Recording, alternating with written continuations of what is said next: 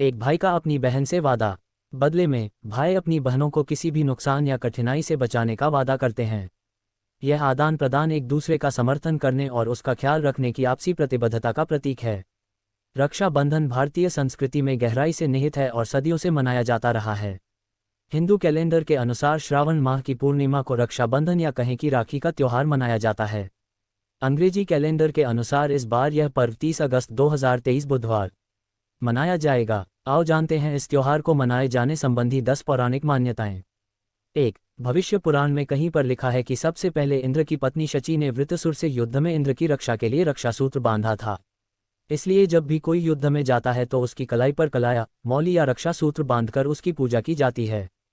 देवी लक्ष्मी ने राजा बलि को अपना भाई बनाकर हाथों में अपने पति की रक्षा के लिए यह बंधन बांधा था और अपने बंधक पति श्रीहरि विष्णु को अपने साथ ले गई थी। 2. दूसरी कथा हमें स्कंद पुराण, पद्म पुराण और श्रीमद् भागवत पुराण में मिलती है। कथा के अनुसार भगवान विष्णु ने अदिति के गर्भ से वामन अवतार लिया और ब्राह्मण के वेश में असुरराज राजा बलि के द्वार भिक्षा मांगने पहुंच गए। चूंकि राज बलि महान दानवीर थे तो उन्होंने वचन दे दिया कि आप जो भी मांगोगे मैं वह दूंगा। भगवान ने बलि से भिक्षा में 3 पग भूमि की मांग ली। बलि ने तत्काल हाँ कर दी क्योंकि 3 पग ही भूमि तो देना थी। लेकिन तब भगवान वामन ने अपना विशाल रूप प्रकट किया और 2 पग में सारा आकाश, पाताल और धरती नाप लिया। फिर पूछा कि राजन अब बताइए कि तीसरा पग कहाँ रखूं। तब विष्णु भक्त राजा बलि ने कहा, भगवान आप मेरे सिर पर रख लीजिए। और फिर भगवान ने राजा बलि को रसातल का राजा बनाकर अजर अमर होने का वरदान दे दिया।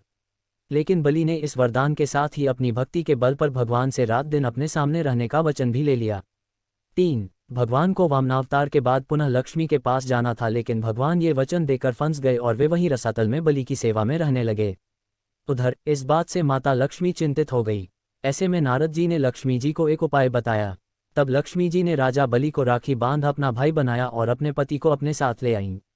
उस दिन श्रावण मास की पूर्णिमा तिथि थी। तभी से यह रक्षाबंधन का त्योहार प्रचलन में है।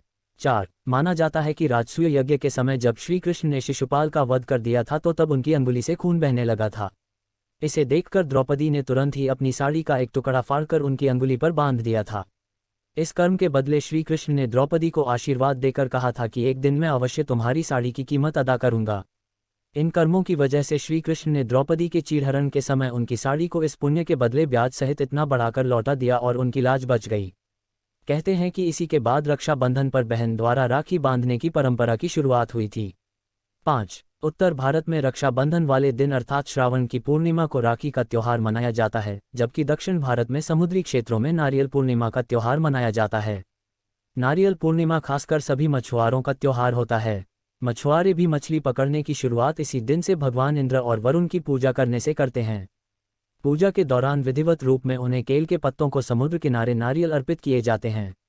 इसीलिए इस राखी पूर्णिमा को वहां नारियल पूर्णिमा भी कहते हैं। दक्षिण भारत में ये त्योहार समाज का हर वर्ग अपने अपने तरीके से मनाता है। इस दिन जनेऊ धारण करने वाले अपनी जनेऊ बदलते हैं। इस कारण इस त्योहार को अबितम भी कहा जाता है। इसे श्रावणी या ऋषि तर्पण भी कहते हैं। 6. प्राचीन काल से ही राखी के रूप में मौली या कलावा बांधने का प्रचलन रहा है। हाथ के मूल में 3 रेखाएं होती हैं जिनको मणिबंध कहते हैं। भाग्य व जीवन रेखा का उद्गम स्थल भी मणिबंध ही है। इन तीनों रेखाओं में दैहिक, दैविक व भौतिक जैसे त्रिविध तापों को देने व मुक्त करने की शक्ति रहती है। इन मणिबंधों के नाम शिव, विष्णु व ब्रह्मा हैं। इसी तरह शक्ति, लक्ष्मी व सरस्वती का भी यहाँ साक्षात वास रहता है। जब हम कलावा का मंत्र रक्षा हेतु पढ़कर कलाई में बांधते हैं तो ये 3 धागों का सूत्र त्रिदेवों व त्रिशक्तियों को समर्पित हो जाता है, जिससे रक्षा सूत्र धारण करने वाले प्राणी की सब प्रकार से रक्षा होती है। 7. शास्त्रों का ऐसा मत है कि मौली या राखी बांधने से त्रिदेव ब्रह्मा, विष्णु व महेश तथा तीनों देवियों लक्ष्मी, पार्वती व सरस्वती की कृपा प्राप्त होती है। ब्रह्मा की कृपा से कीर्ति, विष्णु की कृपा से रक्षा तथा शिव की कृपा से दुर्गुणों का नाश होता है। इसी प्रकार लक्ष्मी से धन, दुर्गा से शक्ति एवं सरस्वती की कृपा से बुद्धि प्राप्त होती है।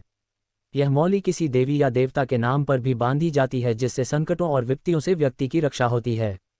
यह मंदिरों में मन्नत के लिए भी बांधी जाती है। 8. संकल्प के लिए भी रक्षा सूत्र बांधा जाता है। जिस तरह की राजा बलि ने 3 पग भूमि को दान में देने के पहले जल छोड़कर संकल्प लिया था कि मैं 3 पग भूमि दान करता हूँ, इसी तरह रक्षाबंधन पर हम बहन को उसकी रक्षा का वचन देते हैं। मौली बांधकर किए गए संकल्प का उल्लंघन करना अनुचित और संकट में डालने वाला सिद्ध हो सकता है। यदि आपने राखी या मौली बांधी है तो उसकी पवित्रता का ध्यान रखना भी जरूरी हो जाता है।